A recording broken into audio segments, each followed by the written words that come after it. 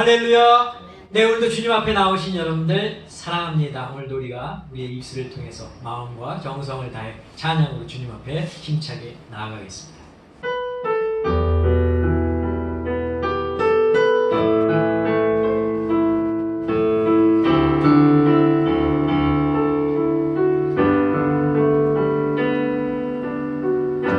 십자가 그 사랑 멀리 떠나서 무너진 나의 삶 속에 잊혀진 주의 돌 같은 내 마음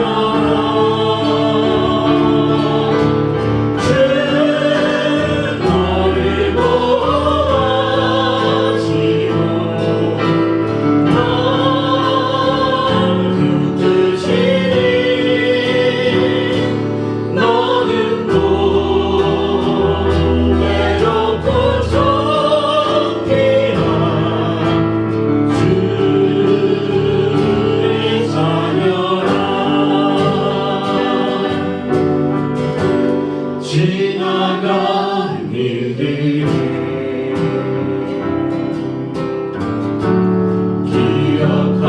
기억하지 않고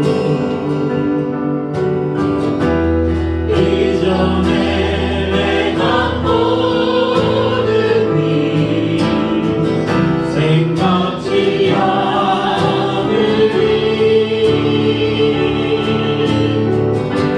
사막의 강물과 길을 내시는 주 내 안에 세임을 가신 주만 바라보리라 주 나를 구하시고 날 붙드시니 너는 외롭고 정리라 주님의 자녀라 주 너를 구하시고 날 붙드시니 너는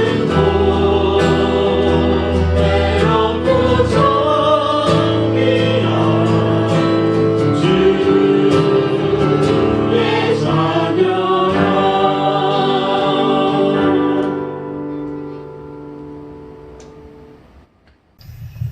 우리 함께 사도신경으로 신앙 고백하겠습니다. 나는 전능하신 아버지 하나님 천지의 창조주를 믿습니다. 나는 그의 유일하신 아들 우리 주 예수 그리스도를 믿습니다. 그는 성령으로 잉태되어 동정녀 마리아에게서 나시고 본디오 빌라도에게 고난을 받아 십자가에 못 박혀 죽으시고 장사된 지 사흘 만에 죽은 자 가운데서 다시 살아나셨으며 하늘에 오르시어 전능하신 아버지 하나님 우편에 앉아 계시다가 거기로부터 살아있는 자와 죽은 자를 심판하러 오십니다. 나는 성령을 믿으며 거룩한 공교회와 성도의 교제와 죄를 용서받는 것과 몸의 부활과 영생을 믿습니다. 아멘.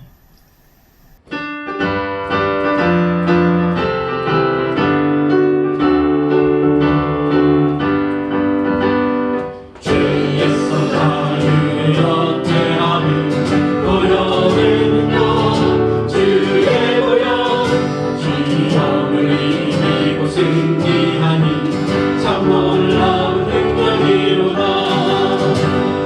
육체의 정욕을 이기고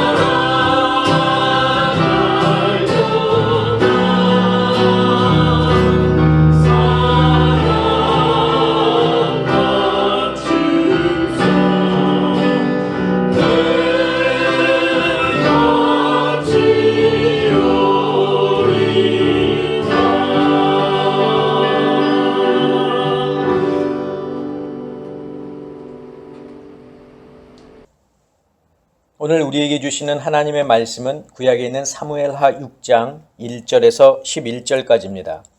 제가 봉독하겠습니다.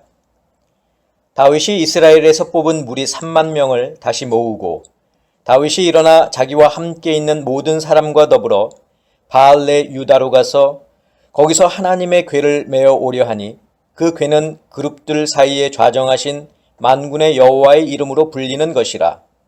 그들이 하나님의 궤를 새 수레에 싣고 산에 있는 아비나답의 집에서 나오는데 아비나답의 아들 우사와 아효가 그 새 수레를 모니라.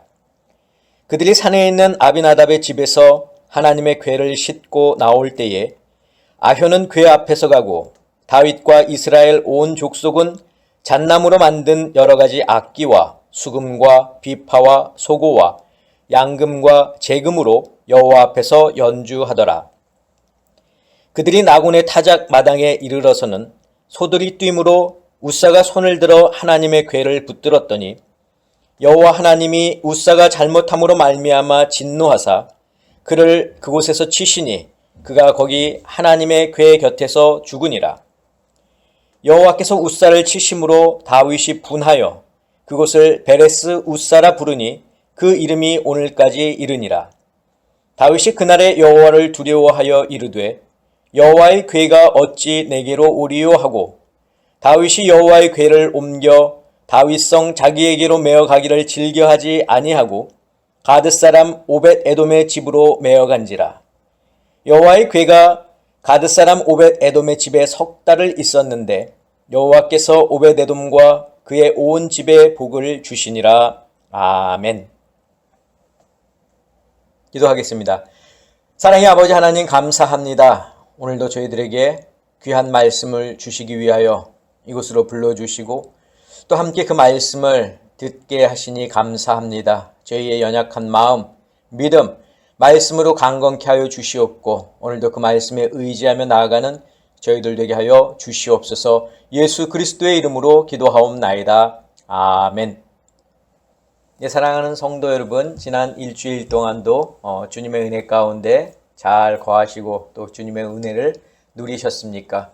우리가 매일 살아갈 때 주님의 은혜를 기억하고 또 주님의 사랑을 우리가 기억함으로 그것을 함께 나누고 또 베풀 수 있는 저와 여러분들이 되시기를 간절히 부탁을 드립니다. 자, 이스라엘의 왕 이스보셋이 암살을 당한 후 유다의 왕이었던 다윗은 이제 이스라엘 12지파의 장로들에게 이제 기름 부음을 받게 되고 전체 이스라엘의 왕이 되었습니다.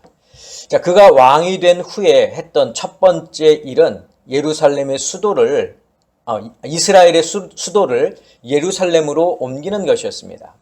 자, 그러나 이 예루살렘에는 여부스 사람들이 여호수아 때부터 자신들의 세력을 모아서 함께 저희들이 시온 산성을 짓고 모여 살았는데 그들의 성이 워낙 강한 그런 요새와도 같아서 이 사사시대 그리고 사울 왕 때를 지나도록 점령하지 못하다가 다윗 왕 때에 와서 비로소 그 성을 점령하고 그 성의 이름을 다윗 성으로 바꿔 불렀습니다. 자, 다윗이 왕이 된 후 두 번째로 한 일은 무엇이냐면 예전부터 마음에 두고 있었던 일인데 바로 개인의 집에 방치되어 있던 여호와의 법궤를 가져오는 것이었습니다. 자, 우리가 사무엘상에서도 보았던 것처럼 여호와의 법궤는 원래 실로에 있었습니다. 그런데 사울 왕 때에 블레셋과의 아벡 전투에서 이스라엘이 패하고 성막은 불타고 언약궤는 빼앗기지 않았습니까? 자, 블레셋은 이 언약궤를 가져다가 자신들이 섬기는 다곤 신당에 두었지만 재앙이 막 여러 차례 일어나자 수레에 실어서 다시 레위인들이 많이 살고 있는 벳세메스로 그 언약궤를 돌려보냅니다. 자, 그런데 이 벳세메스 사람들이 그 언약궤가 왔을 때 그것을 열어보았고 그래서 그 마을에 70명 이상이 죽게 되자 다시 이 언약궤를 어디로 옮기냐면 근방에 있는 기럇 여아림에 있는 아비나답의 집으로 옮기게 됩니다.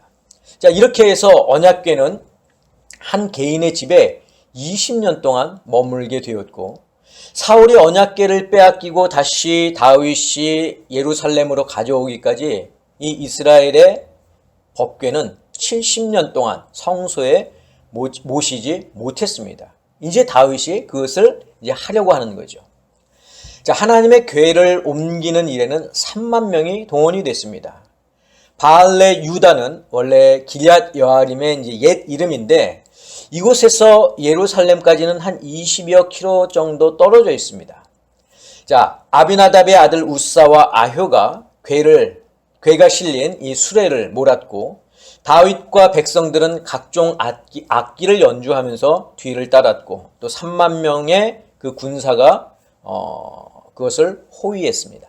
자, 그런데 언약궤를 실은 수레가 나곤이라고 하는 사람의 타작 마당에 이르렀을 때 소들이 갑자기 뛰는 바람에 궤가 떨어지려 했고 이에 뒤따르던 우사가 그 하나님의 궤를 떨어지지 않도록 붙잡았습니다.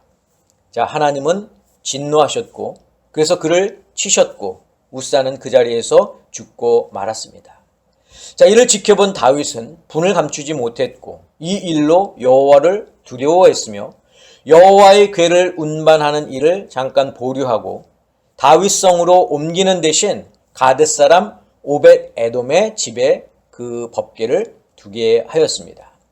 자, 오벳 에돔은 제사장 반열인 레위 지파의 고핫 자손이었기 때문에 그 집에 이 법궤를 둔 거죠. 자, 오늘 우리는 이 본문 말씀을 통해서 경외라고 하는 것에 대해서 좀 생각을 해보고자 합니다. 자, 경외는 공경할 경외, 두려워할 외 이것을 써서 공경하며 두려워한다라는 의미로 놀라움 그리고 공포의 이런 복합적인 감정으로 정의가 되지만 성경에서 말하는 경외는 공포심이 아닌 존경하는 마음에서 갖는 두려움을 뜻합니다. 자, 다윗은 이스라엘의 왕이 된 후에 아비나답의 집에 있던 하나님의 궤를 예루살렘으로 가져오기 위해서 많은 준비를 했습니다. 궤를 무사히 옮길 수 있도록 3만 명의 군사가 호위를 하도록 했고 또 이스라엘 온 족속들이 잣나무로 만든 여러 가지 악기와 또 수금과 비파와 소금과 양금과 제금으로 여호와 앞에서 연주하도록 했습니다. 성소를 떠난 지 70년 만에 되돌아오게 될 하나님의 궤를 다시 모신다고 생각하니 다윗으로서는 너무나 기뻐할 수밖에 없었죠. 그러니까 기뻐하는 마음으로 이것을 준비하고 지금 행사를 치르는 겁니다. 물론 첫 번째 시도에서는 이 궤를 나르는 것을 실패했지만 하나님의 법궤를 이 두 번째 나를 때에는 다윗이 어떻게 했습니까? 여호와 앞에서 힘을 다해서 춤을 췄습니다. 사울의 딸 미갈이 왕으로서의 채통도 잊어버린 채 맨살을 드러내놓고 춤을 추냐고 할 정도로 다윗은 기뻐하며 춤을 췄다고 성경은 말씀하고 있습니다. 자, 아비나답의 두 아들 우사와 아효에게도 하나님의 궤를 실은 수레를 곁에서 모을 수 있다고 하는 것은 큰 영광이자 기쁨이 아닐 수 없었습니다. 자, 그런데 이 기쁨과 감격과 영광이 한순간에 사라졌습니다. 소들이 뛰는 바람에 수레에 싣고 있던 궤가 떨어지려 했고 수레를 뒤따르던 우사가 그 궤가 떨어지는 것을 막기 위해서 손을 대었을 때 하나님이 진노하시지 않습니까? 그리고 하나님이 우사를 쳐서 그가 죽었습니다. 자, 우리는 하나님께서 행하신 일을 보면서 이런 생각을 가질 수 있습니다.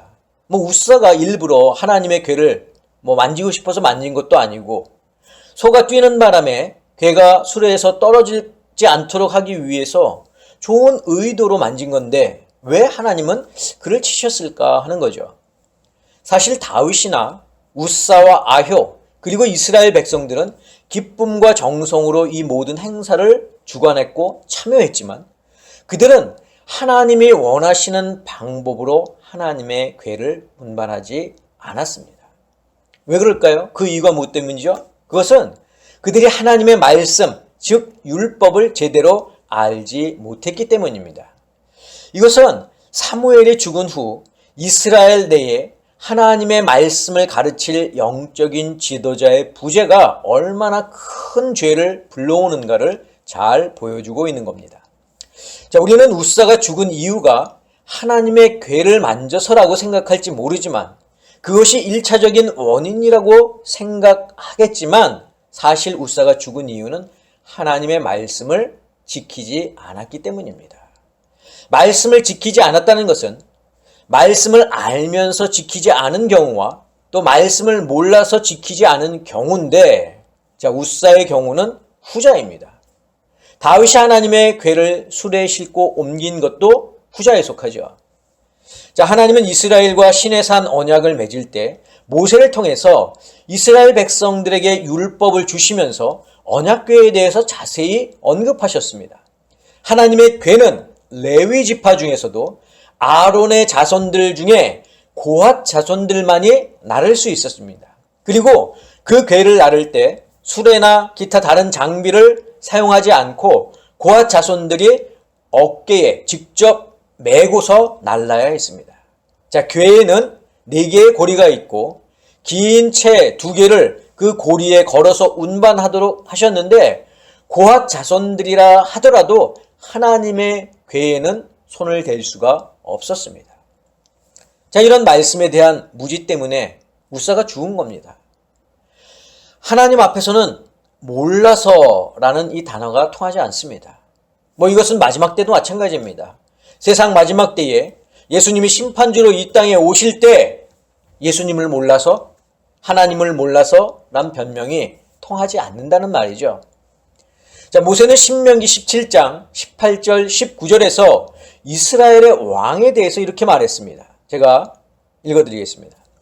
그가 왕 위에 오르거든 이 율법서의 등사본을 레위 사람 제사장 앞에서 책에 기록하여 평생에 자기 옆에 두고 읽어 그의 하나님 여호와 경외하기를 배우며 이 율법의 모든 말과 이 규례를 지켜 행할 것이라. 자, 여기서 모세가 말하고 있는 것이 무엇입니까? 첫째, 바로 말씀을 가까이 하라는 겁니다. 그리고 그 말씀을 읽으라는 겁니다. 또한 말씀을 지켜 행하라는 겁니다. 즉 신명기의 말씀에 따르면 왕이 하나님의 말씀을 몰라서 행한 행동들은 하나님 앞에서 변명이 될 수 없다는 겁니다. 그것은 레위 지파 고핫 자손인 우사도 마찬가지고 예수님을 나의 구주로 믿는 우리 성도들에게도 마찬가지입니다. 여러분은 말씀을 가까이 하고 계십니까? 말씀을 내 평생에 내 옆에 두고 읽고 계십니까? 인터넷이 발달하지 못했던 과거에는 말씀을 접할 수 있는 방법이 많지 않았습니다. 성경책이 말씀을 가까이 할 수 있는 최선의 방법이었습니다. 그러나 지금은 어떻습니까? 마음만 있으면 언제든지 어디서든지 말씀을 접할 수 있습니다. 크고 무거운 성경책을 가지고 다닐 필요가 없어졌습니다. 전화기 하나면 모든 것이 해결됩니다. 터치 몇 번이면 많은 목사님들의 설교를 골라서 들을 수 있을 정도입니다. 그런데 우리의 실제 모습은 어떻습니까? 오히려 성경을 책으로 보던 때보다 덜 보고 있지 않습니까? 말씀을 접할 수 있는 기회가 더 많아졌음에도 불구하고 왜 우리는 말씀을 가까이 하지 못하는 것일까요? 그 이유는 말씀을 접할 수 있는 기회는 많아졌지만 말씀을 읽지 못하도록 방해하는 요소들이 더 많아졌기 때문입니다. 우리는 지금 유혹의 시대에 살아가고 있습니다. 잠시라도 한눈을 팔면 죄 가운데 빠질 수밖에 없는 그런 세상에 살고 있습니다. 사탄은 우리가 말씀과 가까워지는 것을 좋아하지 않습니다. 우리가 말씀을 읽고 말씀을 지켜 행하는 것을 싫어합니다. 그래서 끊임없이 우리를 유혹해 말씀에서 멀어지도록 만듭니다. 사랑하는 성도 여러분, 이스라엘의 영적인 지도자 사무엘이 죽은 후 이스라엘은 말씀에서 점점 멀어졌습니다. 그 결과가 하나님의 진노로 나타났습니다. 다윗조차도 하나님의 궤를 어떤 방법으로 옮겨야 하는지 몰랐습니다. 청교도인들의 신앙으로 세워진 미국도 말씀에서 서서히 멀어졌습니다. 그 결과 지금은 어떻게 되었습니까? 동성애를 찬송하는 쪽으로 기울고 있지 않습니까? 사람들은 추세라고 말할지 모르지만 이것은 말씀의 부재에서 오는 죄입니다. 어쩌면 예수님이 재림주로 다시 오실 때쯤에는 몰라서 그랬다고 변명을 하는 사람들이 대부분일지도 모릅니다. 그러나 앞에서 말씀을 드린 것처럼 말씀을 몰랐다는 것은 하나님 앞에서 통하지 않는다는 것을 기억하시기 바랍니다. 저는 우리 아름다운 교회 성도 여러분들은 말씀을 가까이 하고 말씀을 자주 읽고 말씀을 지켜 행할 수 있기를 주님의 이름으로 간절히 축원합니다. 자, 둘째로 모세는 신명기 17장 18절 19절에서 하나님 여호와 경외하기를 배우라고 말하고 있습니다. 하나님을 경외하는 것은 하나님이 진노하셔서 우리를 치실 수 있는 분이니까 억지로 존경하는 마음을 가지고 두려워하라는 말이 아닙니다. 공포심이 가득 찬 두려움이 아니라는 것입니다. 경외라는 말은 하나님이 세상의 주인됨을 인정하는 데서 오는 두려움입니다. 하나님의 절대 주권을 인정하는 데서 오는 두려움이라는 것이죠. 그렇기 때문에 하나님을 경외하는 사람에게는 세상에 다른 두려움이 있을 수 없습니다. 다 사라집니다. 왜냐하면 하나님보다 더 큰 두려움이 없기 때문입니다. 우리가 세상의 일로 두려워하고 근심한다면 우리는 하나님을 경외하고 있지 않다는 말이 됩니다. 그래서 예수님은 마태복음 10장 28절에서 이렇게 말씀하셨습니다. 몸은 죽여도 영혼은 능히 죽이지 못하는 자들을 두려워하지 말고 오직 몸과 영혼을 능히 지옥에 멸하실 수 있는 이를 두려워하라. 바로 하나님을 경외하라는 말씀입니다. 여호와께서 웃사를 치시니 그가 하나님의 궤 곁에서 죽은 것을 보고 다윗은 여호와를 두려워하였다고 오늘 본문 9절이 말씀하고 있습니다. 같이 보겠습니다. 다윗이 그날에 여호와를 두려워하여 이르되 여호와의 궤가 어찌 내게로 오리요 하고. 결국 다윗은 하나님의 궤를 옮기는 것을 잠깐 보류했습니다. 그리고 잠시 가드 사람 오벳 에돔의 집에 두었습니다. 그리고 3개월 후에 다시 하나님의 궤를 옮겼는데 우리가 사무엘하 6장 12절 중반 이후부터 한번 보겠습니다. 다윗이 가서 하나님의 궤를 기쁨으로 메고 오벳 에돔의 집에서 다윗성으로 올라갈세. 자, 지금 읽은 12절을 보면 다윗은 하나님의 궤를 기쁨으로 메었다고 하고 있습니다. 하나님의 궤가 수레가 아닌 어깨에 메어짐을 알 수 있습니다. 비록 고핫 자손들이 메었지만 성경은 다윗이 기쁨으로 메었다고 기록하고 있습니다. 말씀을 알지 못할 때는 하나님을 경외하지 못했습니다. 하나님을 경외하지 못하니 당연히 자신들이 생각하기에 하나님이 좋아하실 방법으로 하나님의 궤를 나른 것입니다.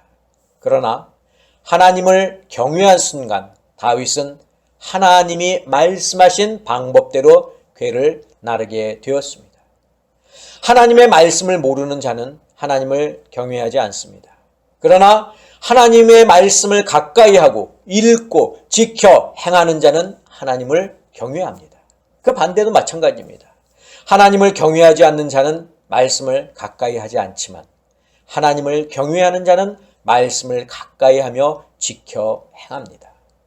사랑하는 성도 여러분, 저는 우리 아름다운 교회 성도 여러분들이 말씀을 가까이 하고 말씀을 읽고 말씀을 지켜 행함으로 하나님을 경외하는 자들이 될 수 있기를 주님의 이름으로 간절히 축원합니다. 기도하겠습니다. 사랑의 아버지 하나님, 하나님의 말씀을 읽고 가까이 하고 그것을 지켜 행하는 것이 얼마나 중요한지를 오늘 저희에게 말씀해 주시면서 저희들로 하여금 하나님을 경외하는 자가 되라 말씀하시니 저희들이 이 말씀에 순종하겠습니다. 하나님을 경외하게 하여 주시옵고 하나님의 말씀을 가까이 하며 지켜 행하는 저희들 되게 하여 주시옵소서. 이제는 우리 주 예수 그리스도의 은혜와 하나님의 그 크신 사랑과 성령님의 감화, 감동, 교통하심이 오늘 말씀을 듣고 하나님의 말씀을 지켜 행하며 하나님을 경외하기를 다짐하는 사랑하는 당신의 성도들 머리 위에, 저희들의 가정 위에, 건강 위에, 자녀들 위에, 직장과 사업과 일터 위에 지금부터 영원까지 함께 하옵시기를 간절히 축원하옵나이다. 아멘.